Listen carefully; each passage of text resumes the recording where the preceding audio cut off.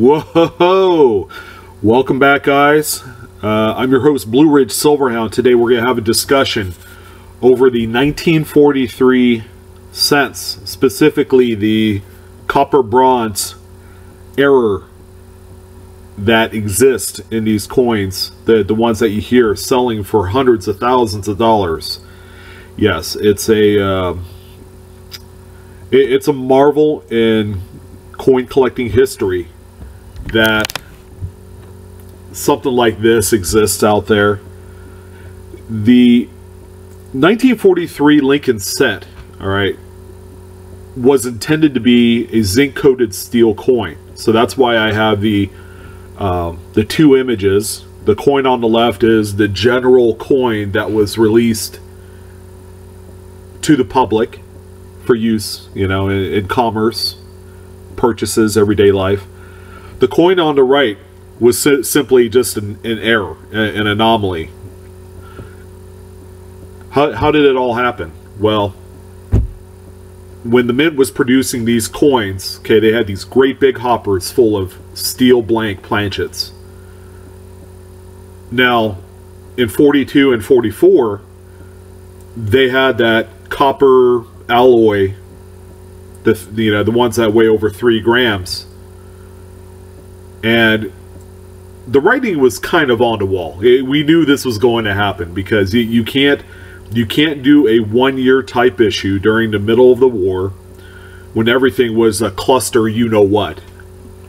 And I expect a few of these bronze planchets to fall into the same batch with all of the steel blanks. Now, when the first few examples were discovered, boy, I tell you what, you know, they sold for in excess of $1 million. Since then, there's been a number of these that have been discovered. The piece that you see on the right is an NGC Mid-State 62, a provenance coin. So it was in a very prominent collection. But nonetheless, there's a reason why it's Mid-State 62. It was found in something. It was found in a batch of change. It was found in a piggy bank. It was found in a roll of coin.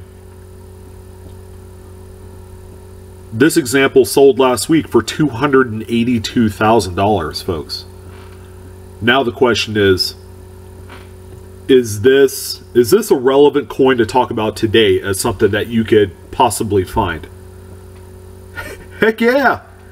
It's no different than the 1969 S double die Lincoln cent. That is a prominent coin in modern U.S. coinage.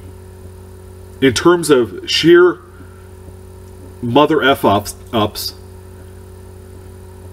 you have these very coins, the transitionals, that really take the cake. It was a coin that wasn't ever supposed to happen because it was not intended to be like that.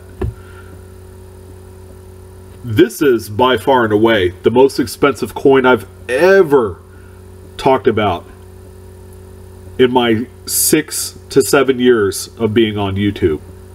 Why I've never brought up expensive coins before: the $17.94 dollar, the 1894 S Barber dime, the 1913 Liberty nickel. There's a reason why I haven't talked about these coins, and the biggest singular reason, other than the rarity, is that they typically wouldn't apply to 99.9% of working America. Unless you had a rich aunt or uncle or grandpop or grandmom that had one of these very coins sitting in some gilded box. Okay, you really wouldn't know about it. If you found one, you would send it off to get authenticated. That'd be the thing to do, you know.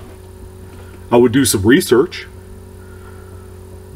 But why would it matter to talk about a $10 million coin or talk about a 1933 double eagle that's supposedly wasn't intended for circulation at all and is an illegal coin?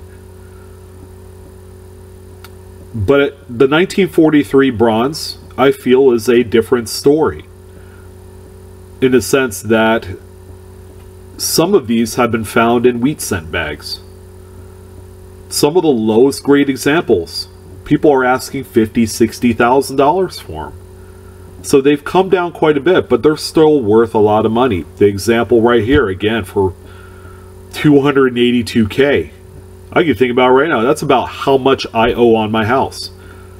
If I came across something like this and sold it for that kind of money, I'd pay off my house. But realistically,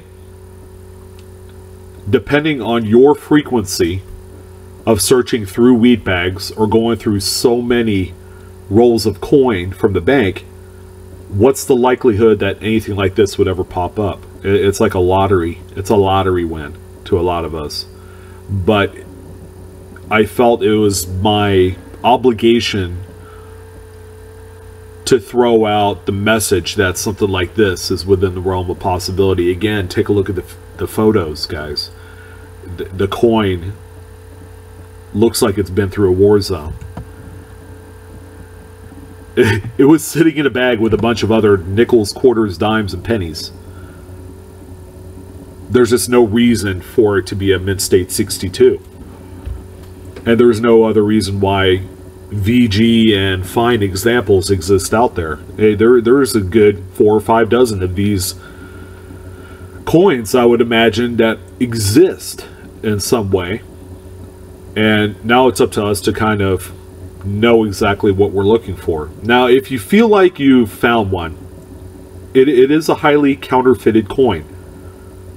But there's only one way to combat it. If you had a good old-fashioned refrigerator magnet, plop that puppy on there. If it sticks, it's a steel cent. It's a copper-plated steel cent. If the thing falls down to the floor, then you have the real deal. But in any case, this is a remarkable coin. The populations, in terms of the grading services, will go up. I'm not going to lie to you. The values of these things will go down the more and more that these exist, and all of the main collectors start buying them, and then that's it. $282,000 might be the top end. The next example, like this one, same grade, might very well sell for $200,000.